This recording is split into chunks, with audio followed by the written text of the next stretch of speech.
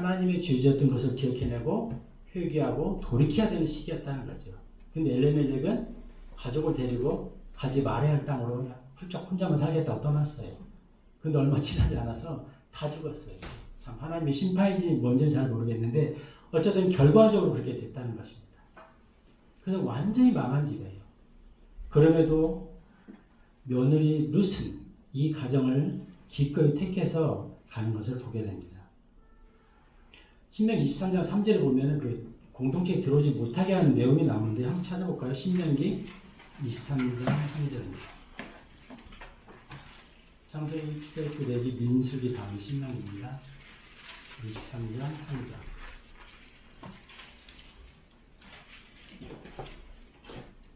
암몬족과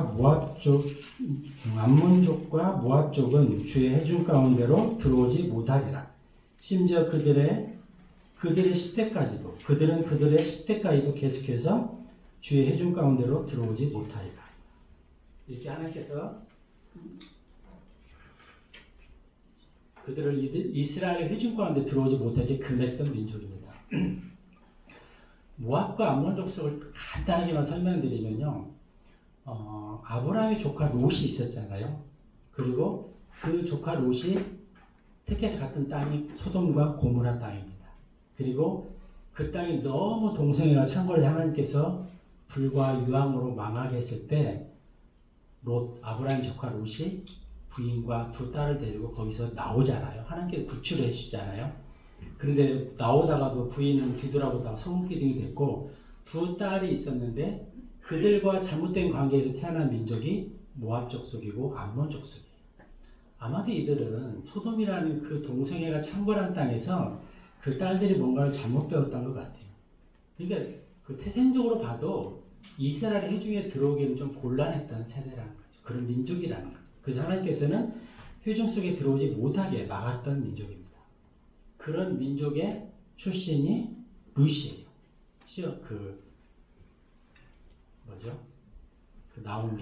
나오미의 며느리 룻이라는. 그런 룻도 하나님께서는 기꺼이 본인에게 나왔을 때 다 받아주시는 게 하나님의 은혜인 것입니다. 그래서 이 집안은 아주 철저하게 망했어요. 그래서 그 나중에 내용을 보면 내가 부하게 나갔다가 이제 다 망해서 가난하게 돌아온다는 리브가의 고백이 있거든요. 그야말로 아무것도 없는 집안에 이제 겨우 보리 이삭이나 밀 이삭을 주워서 먹고 살아야 하는 완전히 망한, 정말 세상적으로 보면은 아무런 소망이 없습니다. 정말.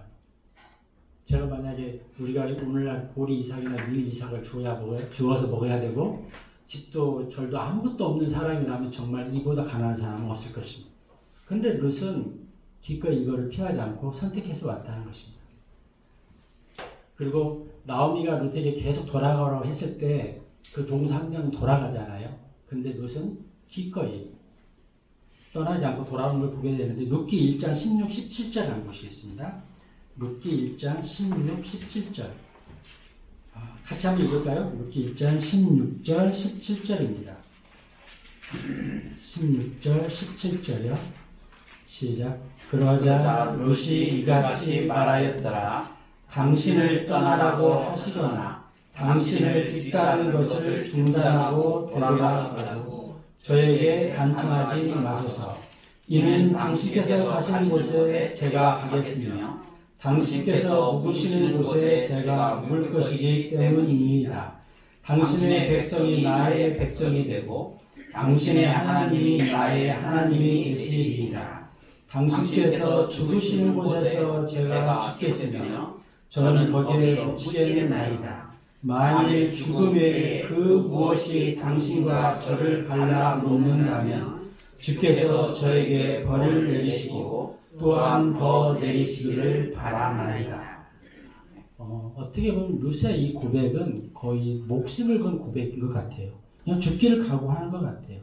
그리고 이미 그런 역사적 배경을 알았지만 룻은 당신의 백성이 나의 백성이 되고 당신의 하나님이 나의 하나님이 될 거라고 이렇게 고백하고 있습니다.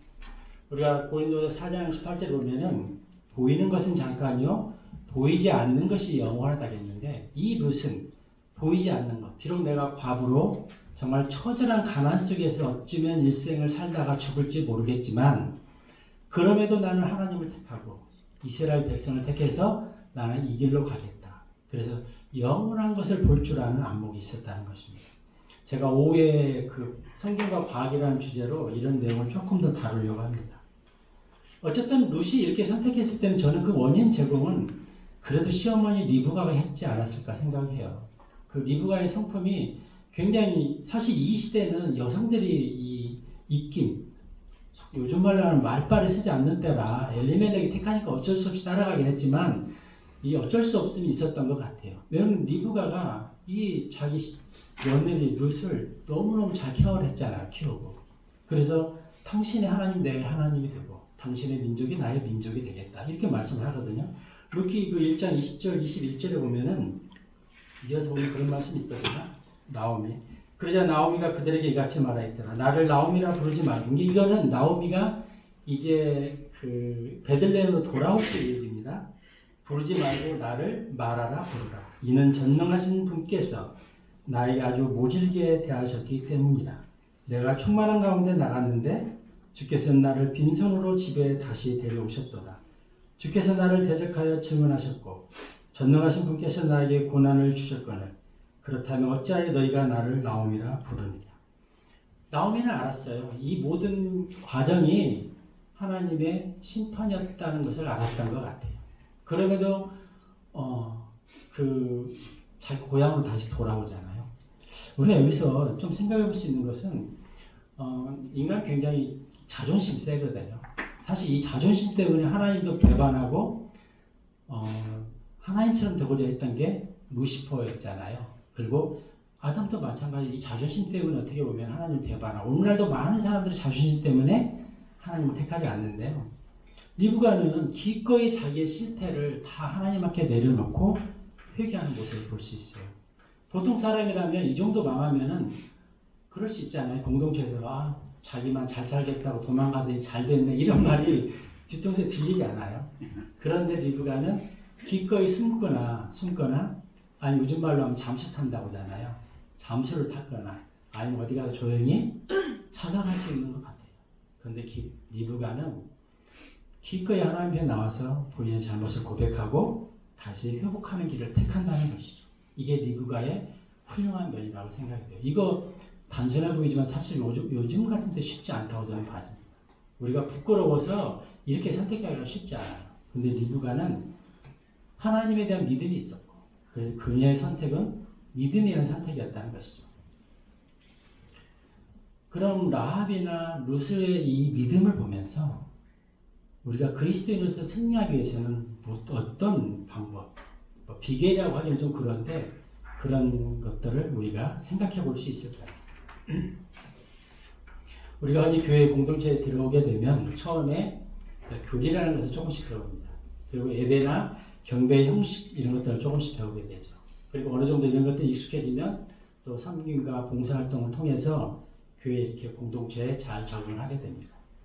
그리고 그러게 되면 믿음 생활이라는 게 이런 거구나. 그냥 적당히 이렇게 익숙한 단어들을 이렇게 기도하고 또 모여서 얘기하고 또 적당히 행사에 참여하고 그러면서 이런 게 우리가 경배드리고 이게 신앙생활이구나 이렇게 오해하기 쉽다는 것입니다.